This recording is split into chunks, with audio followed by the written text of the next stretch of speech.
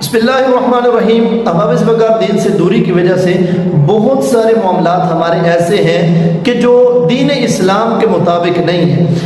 جیسا کہ عمومی طور پر گھروں کے اندر یہ دیکھا گیا، بالخصوص عورتیں جب اپنے بچوں کو کچھ سمجھاتی ہیں، کچھ سکھاتی ہیں، تو ان کا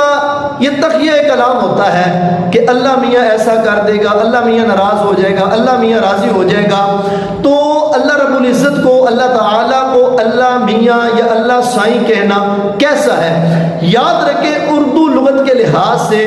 جس وقت آپ لفظ میاں کا معنی دیکھیں تو یہ خامد کو بھی کہا جاتا ہے، بطور شفقت بعض اوقات چھوٹوں کو بھی کہہ دیا جاتا ہے کہ چھوٹے میاں ایسے نہ کرو، اور بعض اوقات جب وہ ادباً بڑوں کو بھی کہہ دیا جاتا ہے۔ لہٰذا اس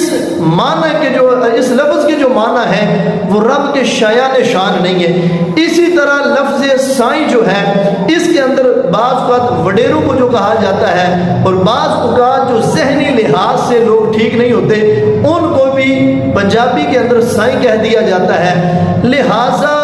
خلاق عالم نے قرآن مجید ہمیں برہان رشید میں اپنی بارگاہ کے آداب سکھائے، اور فرمایا جب تم نے رب کو بلانا ہے یا رب کو ندا کرنی ہے تو کس انداز سے؟ تو فرمایا قل ادعوا اللہ او ادعوا الرحمن، فرمایا کہ جب رب کو پکارو تو یا اللہ یا رحمان، یا پھر اس کے جو دیگر اسماء ہیں قرآن و احادیث کے اندر انہی اسماء کے ذریعے سے پکارا جائے۔ لہٰذا